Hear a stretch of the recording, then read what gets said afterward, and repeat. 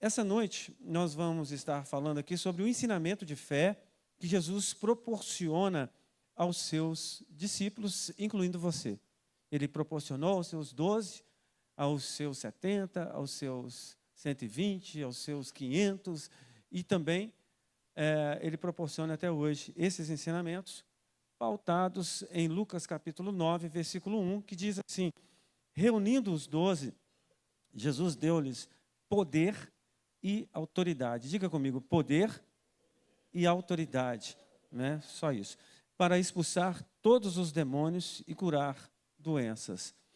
E os enviou a pregar o reino de Deus e a curar os enfermos. Então, eu fiz questão de frisar aqui para vocês que o Senhor, ele reuniu os seus 12, foi uma reunião intencional, formal, onde ele trouxe ali algumas coisas importantes para uma viagem missionária que eles haveriam de fazer, esses 12.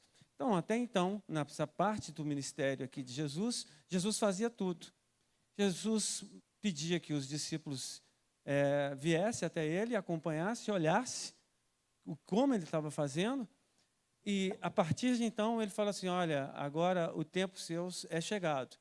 Eu não vou com vocês, tudo que vocês assimilaram durante todo esse processo que eu estou ensinando vocês, num seminário prático, vocês vão aplicar agora.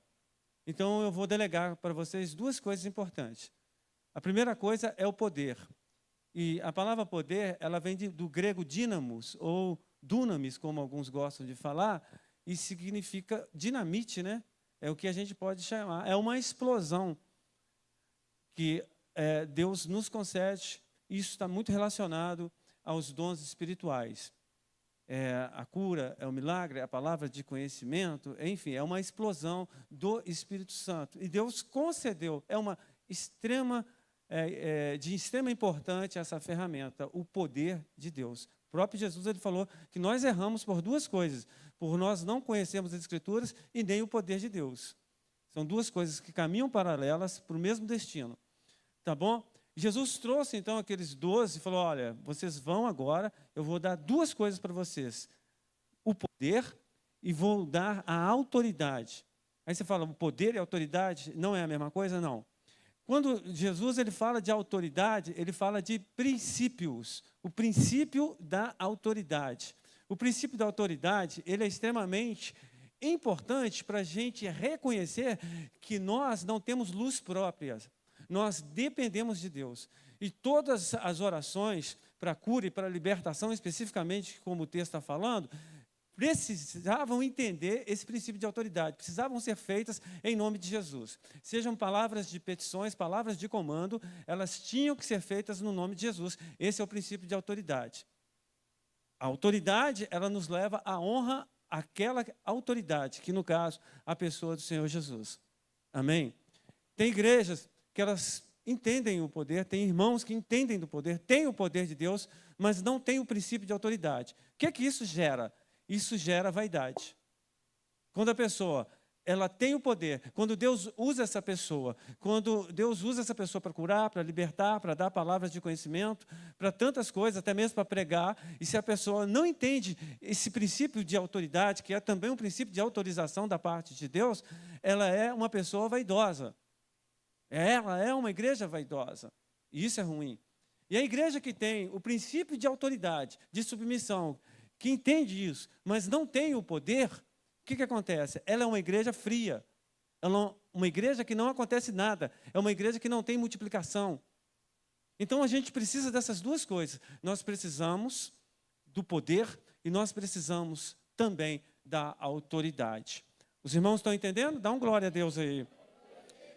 Então, o versículo 3, ele nos fala o seguinte: e disse-lhes: não levem nada pelo caminho, nem bordão, nem saco de viagem.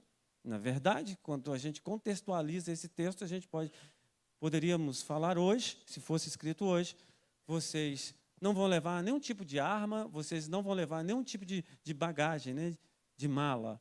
Antigamente nós evoluímos, o mundo evoluiu, né, irmãos? Hoje não é saco. Antigamente as pessoas pegavam e colocavam tudo num saco. A mala que nós entendemos hoje era um saco, o saco de viagem. E o bordão, para que o bordão? O bordão era um tipo de um cajado. Para que eles levavam isso nas viagens? Porque hoje nós entendemos que a gente entra dentro de um carro, dentro de um ônibus, dentro de um avião, você não tem aquele curso a pé, eles faziam muito percurso a pé, tinham muitos animais, todo mundo andava com um bordão ali. Vinha algum animal, eles tacavam o bordão no animal. Então, Jesus agora, ele fala, vocês não vão levar bordão, vocês não vão levar saco de viagem, vocês não vão levar pão, vocês não vão levar dinheiro, vocês não vão levar túnica extra. E na casa que vocês entrarem, fiquem lá até partir. Ou seja, vocês não vão entrar em hotel, em pousada, em nada. Imagina isso. Eu fazendo aqui, gente, nós vamos fazer uma viagem missionária. Aí vai vir aqui 12 missionários. Aí vai vir aqui o Rodrigão, que está ali, vai vir a Daliana para acompanhar o maridão, aí vai vir o pastor Paulo, vai vir a Gleice para acompanhar, né? Aí vou chamar a galera toda aqui, nós vamos agora numa viagem missionária. Aí todo mundo daquela expectativa, para onde nós vamos? Para onde nós vamos? Não sei. E o hotel? Não vai ter hotel. E o que a gente pode levar? Nada. Mas nem comida? Nem comida. Mas vocês... Aí, o que vai acontecer, irmãos, comigo? Eles vão me apedrejar. Mas não aconteceu, não vai não. A Daliana não vai não. A Daliana é gente boa, o Rodrigo também é gente boa. E aqui também nós temos um casal, gente boa. Mas, via de regra, irmãos, isso é normal? Hoje, por exemplo, se eu chamar aqui uma pessoa importante não, desculpe, uma pessoa famosa. Se eu chamar aqui uma pessoa famosa, primeira coisa, já aconteceu isso comigo, tá? Por isso eu tenho liberdade de falar. Quantas pessoas tem na sua igreja, pastor? Né? Eu não chamo ninguém famoso aqui. Ninguém. O único famoso que tem aqui se chama Jesus Cristo. Amém? Só esse famoso que eu chamo aqui. E se Deus quiser que eu chame algum famoso aqui, ele vai ter que me revelar mesmo. Me dar uma visão clara, um sonho claro, para me chamar alguém famoso, alguém rico, alguma coisa desse tipo. Então, veja bem, irmãos, normalmente, o que essas pessoas fazem da mídia? Olha, eu quero que você deposite tanto na minha conta, vou te dar minha chave Pix aqui, você vai depositar, eu quero 3, 4 seguranças, e eu não vou falar com ninguém, eu não vou dar entrevista, eu não quero foto com nada, e eu quero, acabou de cantar, acabei de pregar, eu quero sair, quero que uma pessoa que me leve no aeroporto de volta. É isso, é as exigências. Isso quando não quer um camarim.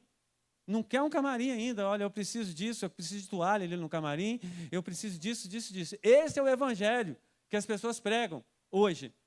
Um evangelho totalmente diferente do evangelho que Jesus pregava. É uma preparação totalmente diferente da preparação que Jesus dava para os seus discípulos. Amém? Eu não sou contra a estrutura, mas Jesus quebrou todas as estruturas aqui.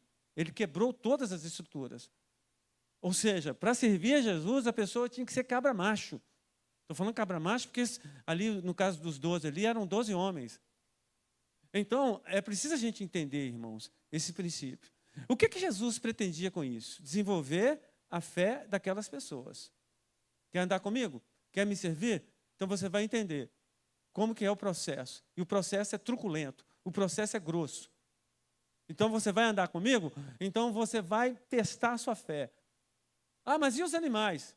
Deus vai cuidar de você. Ah, e as comidas? Deus vai cuidar de você. Ah, e os lugares? Deus vai sensibilizar pessoas e vocês vão entrar na casa que eu sensibilizar as pessoas. Isso é viver pela fé. Eu não tenho nada contra a estrutura, eu não tenho nada contra a razão. Porque a razão e a fé, elas andam juntas também. Mas existe algum momento que você tem que tirar a logística de lado, existe um momento que você tem que tirar a razão de lado, e é um momento que você tem que colocar a fé. A fé. Esse é o momento da fé. É o momento que você faz tudo certo, as coisas não estão dando errado, você esquece a razão, esquece a inteligência, esquece tudo e fala assim, Deus, o que o Senhor quer de mim?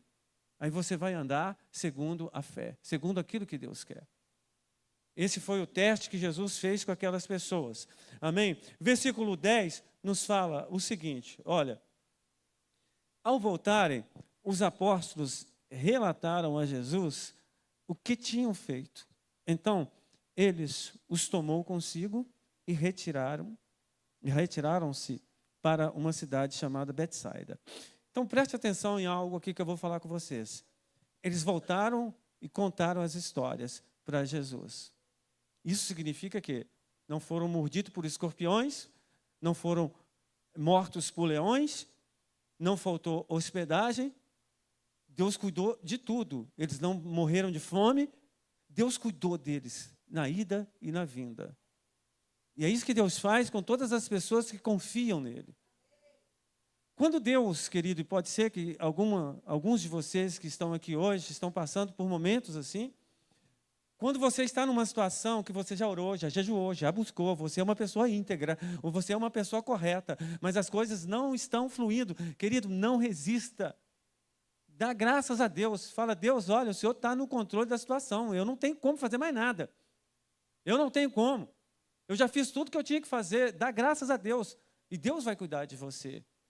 Deus, Ele muitas vezes nos permite viver em situações completamente adversas. E eu quero dizer para vocês que as melhores histórias das nossas vidas, elas se encontram nos momentos de maior adversidade.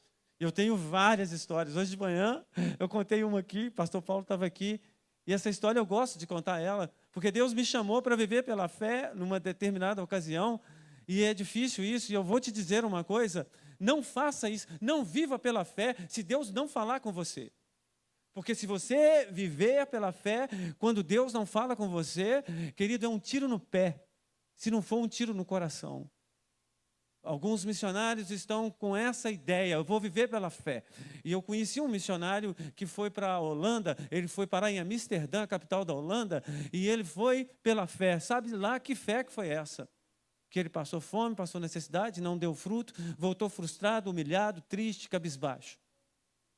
Então, o que eu quero te dizer, querido, é que quando Deus chama, você tem que fazer prova de Deus. Se é Deus de fato que está chamando, ou é meramente a sua vontade. E eu me lembro que Deus uma vez me chamou, e eu trabalhava, como eu já falei aqui, em salão de beleza, e eu trabalhei durante 15 anos, e na verdade estava tudo bem, estava tudo tranquilo, e Deus me chamou, sai daí, que eu vou te sustentar. Eu falei, é? E eu pedi prova, Deus me deu prova, não vou entrar nos detalhes dessa prova, e eu me lembro que passou-se um tempo, e eu estava com dificuldades financeiras, e um dia eu meditando nessas dificuldades financeiras que eu estava vivendo, e aí de repente eu pensei assim, Deus, eu tinha dinheiro todos os dias, e naquele momento que eu estava vivendo nessa dificuldade financeira, eu falei assim, poxa, se eu tivesse uma nota de R$10 aqui, uma nota de R$10, eu ficaria tão feliz. Eu pensei nisso, naquele dia de prova, de dificuldade que eu estava vivendo. E eu meditando nisso, a campainha toca, e eu fui atender, sem pensar em nada, quem que era. Talvez eu pensasse até que fosse um cobrador, me cobrando alguma coisa nesse sentido. E aí, de repente, há uma pessoa, um grande amigo meu, na época, e essa pessoa falou assim, olha, eu vim aqui da parte de Deus, e Deus me mandou vir aqui para te levar lá no supermercado você vai encher o carrinho e você vai comprar o que você quiser. Uma história linda, uma história que eu sempre lembro dela, da provisão de Deus, e como essa, várias outras eu tive. Então, o que eu quero te dizer é que essas histórias, elas servem para amadurecer e potencializar a nossa fé. A nossa fé, ela vem nesses momentos de adversidade. Então, hoje, se você passa por um momento de estresse emocional, se você passa por um momento ruim, uma fase ruim, lembra, é Deus provando você para que a sua fé aumente. Deus quer que a sua fé aumente. Era essa a proposta de Deus para aqueles discípulos. Jesus não queria falar assim, não, eu quero ver sua resistência, eu quero ver se você consegue. Não é isso. Deus queria que eles tivessem fé, Deus queria que eles tivessem confiança nele, no Senhor Jesus. Amém? Então eles vieram agora contando histórias. Jesus pegou esses 12 e falou assim, olha, beleza, vamos fazer o seguinte, nós vamos sair agora, e nós vamos sair do povão, sair da meiuca aqui, dessa turma aqui, e nós vamos para um retiro espiritual. Nós vamos para Betsaida. Betsaida ficava na Galileia, onde 11 dos 12 discípulos eram, com exceção de Judas, que era de Judá. O restante, os 11, eram ali de Betsaida. Era perto, tinha 4 que eram de Betsaida, mas eles eram ali de perto da Galileia. E eles estavam na área deles. Jesus pegou um sítio, pegou um lugar mais afastado, mais deserto, onde tinha sombra e água fresca. E Jesus, então, ali estava com a galera, com os 12. Aí você fala assim, mas o que Jesus foi fazer em Betsaida? No mínimo 3 coisas aqui que eu quero falar para vocês que Jesus foi fazer. Jesus, ele foi descansar. Amém? Diga comigo, descansar. Olha, querido, o trabalho, ele é importante, mas o descanso, ele é tão importante quanto o trabalho. Então, não adianta você querer ser um super-herói. Eu vou trabalhar 14 horas por dia, eu não vou tirar férias, eu vou ralar aqui. Deus não está nisso. Eu fico com misericórdia dessas pessoas que vão aqui, vão lá para os Estados Unidos, vão para a Inglaterra, como eu fui uma ocasião, e eles vão trabalhar, eles ficam lá 14 horas trabalhando, aqui eles não trabalham nem 5, mas lá eles vão trabalhar 13, 14 horas por dia, vão viver à base de pão com mortadela, pão com salame, vão sofrer, não vivem, ali é um cemitério de crentes, onde as pessoas vão para lá com boas intenções e morrem. Por quê? Porque não cumpre a palavra de Deus, e a palavra de Deus nos fala sobre descanso. O próprio Deus nos deu exemplo de descanso na criação. Ele criou até o 6º dia, assim diz a palavra, e no 7º ele descansou. Você, não necessariamente no 7º, mas você precisa descansar. E isso é importante. Eu vejo muitas pessoas que não entendem isso. Quantos e quantos pastores estão enchendo as clínicas psiquiátricas porque querem ser super pastores, super homens, e não tiram férias, têm divórcios nas suas casas, porque não tiram férias, não cuidam dos filhos, não cuidam da esposa, não cuidam de ninguém, querem só ganhar dinheiro. Ou querem só ganhar almas ali. Querido, não adianta você ganhar o mundo inteiro e perder a sua salvação. E será que você vai ganhar o mundo inteiro, de fato, dessa forma? Estressado, nervoso, chateado? Não. Então, Jesus deu uma lição aqui, para quem tem ouvidos, possa ouvir aquilo que Jesus fez. Ele falou assim, olha, vem cá, que nós vamos descansar agora.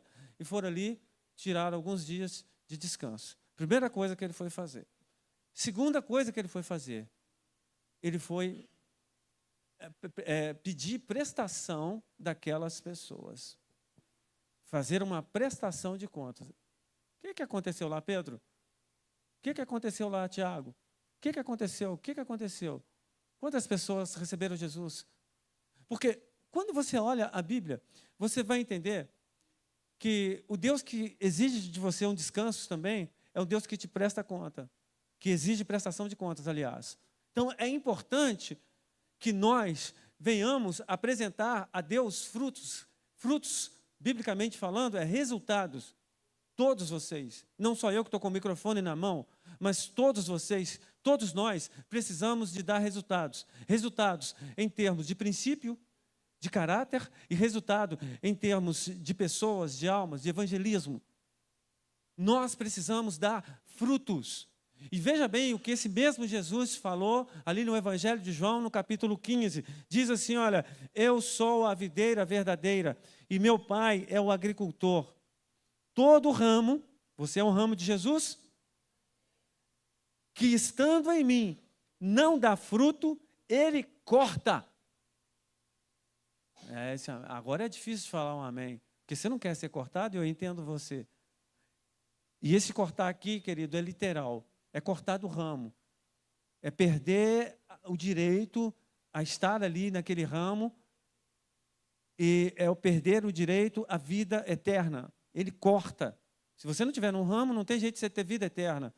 Mas, todo aquele que dá fruto, ele poda, para que dê mais fruto ainda. Esse é o processo de quem planta. Você quer ver uma plantinha, uma árvore, dar muito fruto, você sempre esteja podando essa árvore. Então, Jesus, ele exige de mim fruto, resultado. Qual o resultado que Jesus vai mais exigir de mim? 2. Quantas palavras eu dei? Quantas vezes eu me preparei? Quantas vezes eu alimentei vocês? De que maneira eu alimentei vocês? Eu tive um direcionamento de Deus para trazer aqui uma palavra para você? Ou eu falei assim, vou dar qualquer uma que sair aqui mesmo, vou pegar lá, vou entrar lá no chat GPT, vou pegar uma palavra qualquer que sair lá, ou então vou entrar em qualquer, lá no YouTube, pegar uma pregação lá pronta e vou mandar para vocês? Deus vai me cobrar isso, irmãos, se eu fizer isso. Segunda coisa que Deus vai me cobrar a minha intercessão. eu até te falo uma coisa, Deus vai me cobrar mais a intercessão que eu faço do que a pregação que eu prego. Porque eu tenho um ministério de intercessão.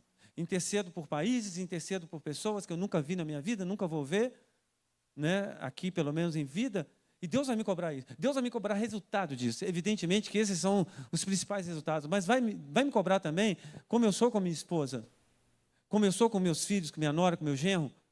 Deus vai me cobrar isso. E eu quero te dizer uma coisa, talvez você não tenha noção disso, mas Deus vai te cobrar o tempo que você passa na internet. Deus vai te cobrar as palavras ociosas que você fala. Deus vai nos cobrar todas as oportunidades que Ele tem aberto para nós. Então, Deus é um Deus que dá, Ele dá inteligência, Ele dá capacitação, Ele dá graça, mas Ele é um Deus que cobra. E quando Ele chegou para aqueles discípulos e falaram assim, olha, eu dou a vocês duas coisas, porque Ele já tinha dado o ensinamento. Agora eu dou poder e dou princípio de autoridade para vocês. E quando aqueles discípulos vieram, felizes da vida, Jesus, o Senhor não tem noção. Eu falava o seu nome, os demônios, eles obedeciam, as pessoas eram curadas. Então, Jesus, ele inclusive falou com essas pessoas, falou assim, alegrai-vos sobretudo, porque os seus nomes estão arrolados no livro da vida. Sobretudo, por causa disso. Então, irmãos, evidentemente que Deus, ele exige de mim e exige de você resultados. Não adianta você vir ao culto, você estar aqui, ótimo que você vem, ótimo que você participe do louvor, mas, querido, se Deus colocou, por exemplo, evangelismo na sua veia, se Deus colocou, então evangeliza, porque um dia Deus vai te cobrar isso aí. E o rigor de Deus é sério, querido.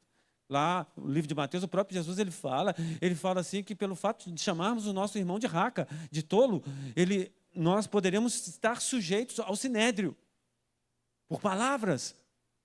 Então, é extremamente importante que você dê fruto. Diga para o teu irmão, dê fruto.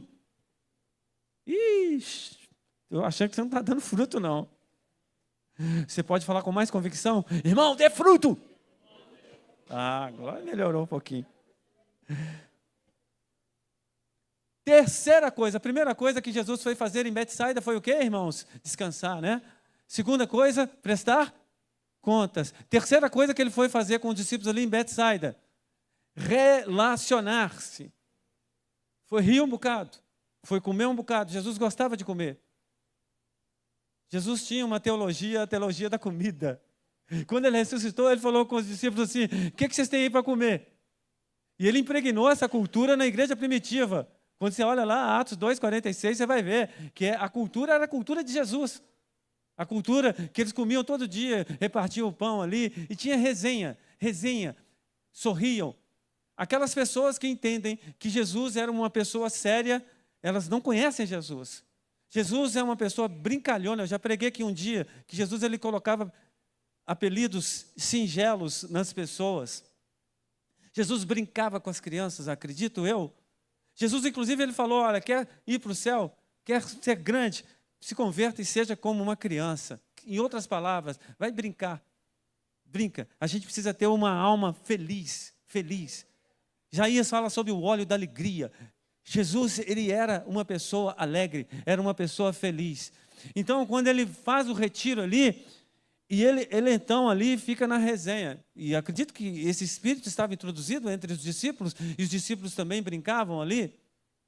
Ali tinha brincadeiras, e você viu a cara daquela pessoa quando foi curada, que coisa, que ficou assustada. E aquela pessoa que era uma pessoa e depois que foi liberta se tornou uma outra pessoa. Então tinha o relacionamento. É por isso que a nossa igreja, ela preza pelos grupos pequenos e nós intitulamos isso como células. Participe de uma célula. Aqui você fica aí confortavelmente escutando o pregador durante 30, 40 minutos, mas numa célula não, na minha célula, querido, meu Deus do céu, esses meninos aqui, está vendo ali, pastor Antônio, você fala assim, nossa, esse homem é sério, esse outro aqui que ele ganhou para Jesus, esse homem é sério. Pastor Ronaldo, desculpa, eu falei o quê? Pastor Antônio, onde que eu arrumei esse Antônio? Mas é para vocês rirem. Não, eu errei mesmo, desculpa. Pastor Antônio. Eu não vou falar aqui para vocês o que nós fizemos com o pastor Ronaldo, lá no Encontro dos Homens ontem, senão ele não vai voltar aqui mais, não. O que ele foi chamado ontem lá, com o terninho dele lá, e com o sapatinho de pentecostal dele lá. Então, irmãos, muita brincadeira, muita coisa assim gostosa, né? E isso é importante. Eu fico feliz. Olha para você ver, eu errei aqui, né? Eu falei pastor Antônio, não sei, nunca chamei de pastor Antônio, mas eu vejo um propósito de Deus. Se eu não fiz isso de propósito, realmente eu errei, mas isso, o que gerou em vocês? Sorriso. Por que você riu? Porque você se identificou com o erro. É isso, irmãos. Quando a gente ri de um erro, a gente se identifica. E isso realmente é engraçado, né? E é bom. Deus, às vezes, permite erros para que nós possamos rir. E se tem uma coisa gostosa que eu gosto de fazer, e às vezes eu sou muito sério, aqui. Lá em casa, não. Lá em casa eu sou muito mais divertido do que a Simone. A Simone é palhaçona aqui na igreja. Lá em casa eu sou palhação. Eu gosto de brincar, gosto de rir, dou gargalhadas altas. Né? Talvez você nunca me viu dando uma gargalhada alta. Tem o meu filho também, que é extremamente zombador. O Mateus, vocês conhecem o Mateus, né? E a gente junta nós dois lá, a gente ri bastante. E isso é muito bom, irmãos. Antigamente, a minha geração não podia rir, irmãos. A minha geração, o culto, eu me converti numa igreja abençoada, irmão. Abençoada, mas muito séria. Eu não vou falar o nome aqui, alguns de vocês sabem que igreja que é. Séria, séria, séria, séria. Imagina, eles são sérios hoje. Imagina em 1982, como eram. Sérios. O culto tinha que ser sério, sem uma gracinha. Se o pastor fizesse uma gracinha, esse pastor está na carne. Irmãos, que evangelho é esse? O evangelho que Isaías, o que mais profetizou, o Messias, ele fala sobre o óleo da alegria. Hoje nós cantamos aqui, a alegria do Senhor é a nossa força. O Guilherme nem sabia que eu ia pregar isso, né, Guilherme? Pois é.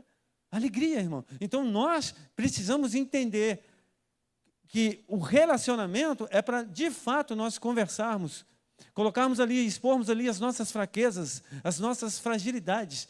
Esse é o relacionamento que Deus quer de mim e de você, e que Deus impregnava isso dentro daquela visão dos discípulos. Amém, queridos? Então, eles passaram ali não sei quantos dias, talvez uma semana, talvez 15 dias, não sei. E, de repente, o que acontece, irmãos? Imagina você agora na sua casa, ou vamos colocar, eu falei aqui da Daliana e do Rodrigo, beleza? Daliana, Rodrigo, nós vamos chamar o Júnior, a Jéssica, nós vamos chamar os nossos meninos. Vamos complementar com o pastor Paulo, com a Gleice, vamos chamar a pastora Nina, e vamos chamar todo mundo, e vamos para um sítio, bem longe, bem afastado. Aí vocês estão brincando, e rindo, e se alegrando, e contando as histórias, e de repente, bate naquele sítio, preste atenção nisso aqui, irmãos, bate naquele sítio umas 5, 10 pessoas, que vocês nem conhecem direito, e essas pessoas querem entrar na festa de vocês. Qual vai ser o sentimento de vocês? Vocês vão pensar assim, poxa, quem são esses intrusos para entrar aqui e atrapalhar a nossa comunhão? Foi exatamente isso que aconteceu. Eles estavam num lugar deserto, afastado, num sítio, alguma coisa desse tipo, e de repente começou a chegar 1, 2, 3, 4, chegaram cerca de 10.000 pessoas. Você sabe o que é isso? 10.000 pessoas chegaram ali. E ali, aqueles discípulos começaram a ficar apavorados. Muito provavelmente, eles não gostaram daquele momento. E aqui nos fala esse texto aqui, o versículo 11. Mas as multidões ficaram sabendo e o seguiram. Ele, Jesus, as acolheu e falava-lhes acerca do reino de Deus e curava os que precisavam de cura. Ao fim da tarde, os 12 aproximaram deles e disseram: manda. Ixi, o pessoal não está aqui não? O pessoal não está aqui não? Disseram a multidão para que eles possam ir aos campos vizinhos e aos povoados e encontrem comida e pousada, porque aqui estamos no lugar deserto. Deserto não que seja em deserto, lugar ermo, lugar longe, não é? Ele, porém, respondeu: dei-lhe vocês algo para comer. Eles disseram: temos apenas 5 pães e 2 peixes, a menos que compremos alimento para toda esta multidão.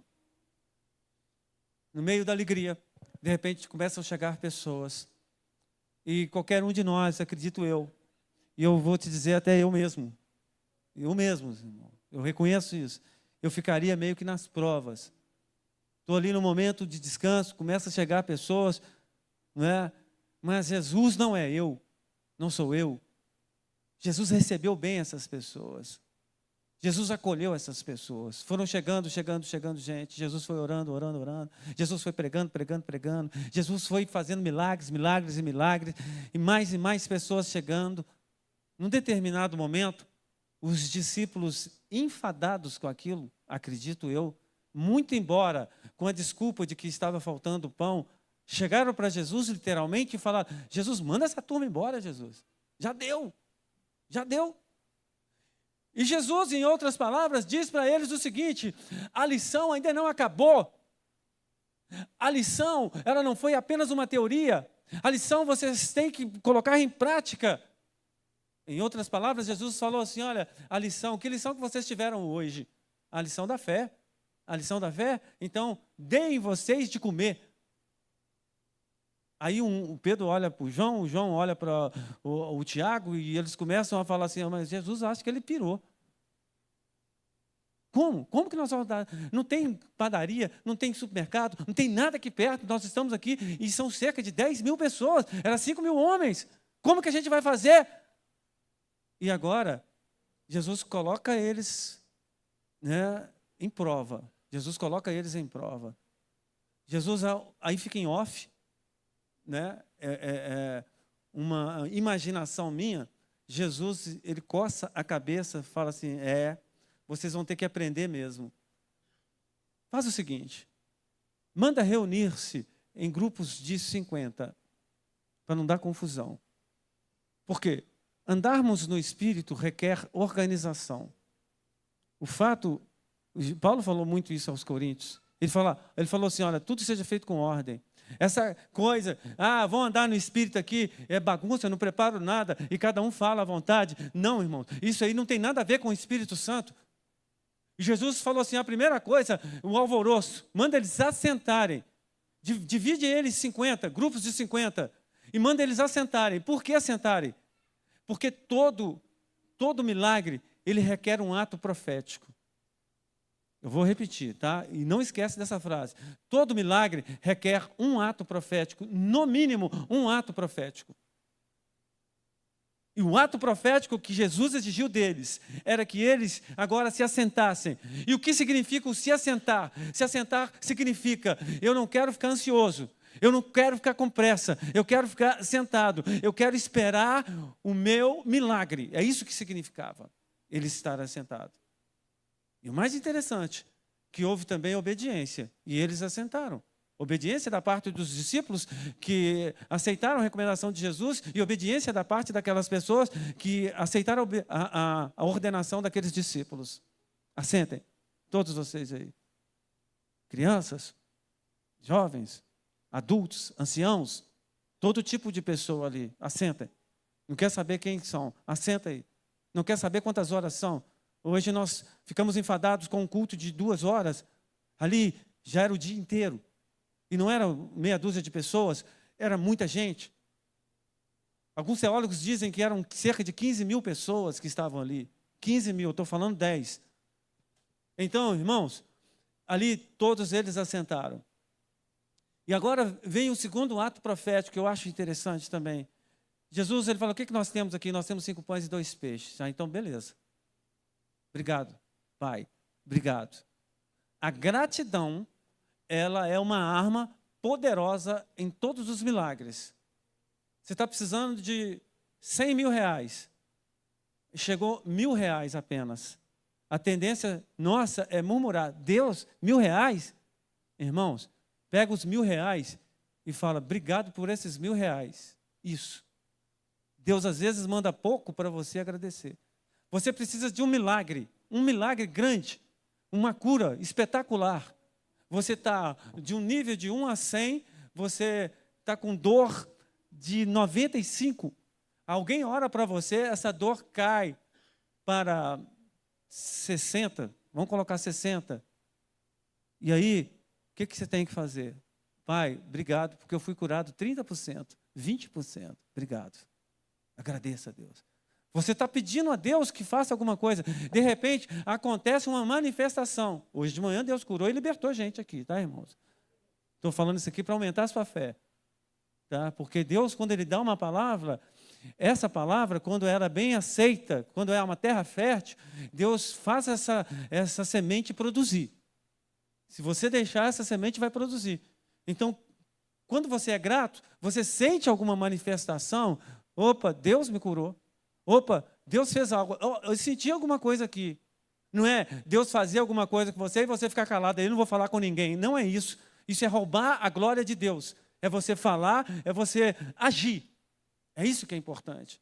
Então, o que Jesus fez? Jesus, ele falou assim, olha, obrigado por esses 5 pães e por esses 2 peixes. Foi isso que ele fez. Aí vem a terceira coisa interessante. O que ele faz? Ele não ora. Ele não ora. Ele simplesmente pega aqueles 5 pães e 2 peixes, coloca numa cesta e fala assim, distribui. Distribui. Aí você fala, aonde que veio o milagre? Em que momento que o milagre veio? No momento da obediência. No momento que eles entregavam ali, multiplicava. Multiplicava ali. É no momento da obediência que vem o milagre. É aquele momento que alguém ora para você e fala assim, olha, faz o que você não podia fazer. E você está sentindo a dor, mas você fala assim, em obediência eu vou fazer. Aí quando você faz assim, a primeira coisa que você não podia fazer, sabe o que acontece? Você é curado ali. Ah, não, já oraram, 50 pessoas já oraram por mim, eu nunca fui curado. Então você nunca vai ser curado. Enquanto você estiver com essa filosofia. Então, é importante que nós venhamos entender isso, querido. Que nós precisamos obedecer, que nós precisamos cumprir os atos proféticos. E eu quero orar aqui, meu horário, hoje nós tivemos que ter um tempo maior para recado, mas eu quero terminar aqui dizendo o seguinte, uma certa ocasião, um homem, que ele foi intitulado como Bartimeu. Bartimeu, ele começou a clamar, Jesus, filho de Davi, bem alto, tenha misericórdia de mim. Eu vou pedir que os músicos ainda continuem aí, só para não chamar a atenção das pessoas. Daqui a pouco eu peço para vocês para vir. E então, naquele momento ali que Bartimeu ele queria ver, o que aconteceu foi que ele começou a gritar, gritar, gritar. Os discípulos, eles começaram a achotá-lo, falar, oh, para de gritar, você está incomodando, você está incomodando. Mas aquilo agradou a Jesus. E de alguma maneira, Jesus falou assim, quem está me chamando aí? Quem está me chamando? Ah, tem um cidadão que está te chamando, está gritando, está gritando. Traz ele para cá. Traz ele para cá. E aí, aliás, manda ele vir aqui. E aí, quando chega lá, os discípulos, talvez até mal-humorados, ó, está te chamando lá, Jesus está te chamando lá. Primeiro ato profético que ele faz, querido. Ele deixa a capa dele cair. A capa era o sinal de que aquela pessoa era cega. Era um reconhecimento daquela sociedade que a pessoa era cega. Primeiro ato, eu não vou precisar. Ele já tinha certeza que ele ia ser curado. Por causa da palavra de conhecimento que Jesus trouxe. Quando você recebe uma palavra de conhecimento, é meio caminho andado, ou quase 100% do caminho andado, quando se trata de Jesus. Segunda coisa que ele fez, ele deu um salto. Diz a Bíblia. Ele deu um salto, um cego. Tá? Parece até que ele faz jiu-jitsu, né? Deu um salto. E aí, no meio de uma multidão, ele não sabia, ele sabia mais ou menos a direção onde Jesus estava. Ele poderia contra-argumentar e dizer assim, poxa, como que eu vou para lá? Como que eu vou para lá? Alguém precisa me ajudar? Não. Ele foi caminhando, talvez trombando num, trombando no outro. Ele não se vitimizou, ele não inventou desculpa e ele chegou até Jesus. Terceira coisa que ele faz que impressionou a pessoa de Jesus. Jesus ele poderia dar a ordem, mas Jesus fez uma pergunta. Esse cara está passando em todos os testes. Vamos ver se ele passa nesse agora. O que quereis que eu vos faça? Se fosse uma pessoa irônica, ia falar assim, poxa, o que o senhor acha? Né? Mas ele não ironizou. Ele falou assim, olha, eu quero ver, eu quero enxergar. E Jesus então falou assim, então vá. A quarta coisa, vá. Jesus não orou por ele. Jesus falou assim, vá. Se ele falasse assim, poxa, então peça ao Pai alguma coisa assim, ou então faz uma oração mais forte assim, ó, enxerga alguma coisa. Não, Jesus mandou ele ir. E aquele homem passou no quarto teste, irmãos. Ele falou assim, é só ir? Então tá. Quando ele dá ali, eu creio que os primeiros passos, ele já começa a enxergar, ele volta. E a primeira coisa que ele vê, imagina isso, um cego de nascença. A primeira coisa que ele vê é a pessoa, o rosto de Jesus Cristo. Ele vê Jesus ali. Amém? Quando ele vê, amém. Amém. Glória a Deus. Quando ele vê Jesus, ele quer seguir a Jesus. Aquele homem não foi apenas curado da sua cegueira externa, ele foi curado da sua cegueira espiritual. E aquele homem se tornou um discípulo de Deus, um discípulo de Jesus. Uma das últimas vidas, das últimas almas que Jesus ganhou, porque Jesus estava prestes, ele estava a caminho de Jerusalém, ele estava prestes a morrer e a ressuscitar. Eu desafio hoje a você viver por fé. Tudo que eu falei aqui foi para aumentar a sua fé. Eu não sei o que você está vivendo, o que você está passando, mas eu sei que o seu problema, ele não é maior do que o meu Deus.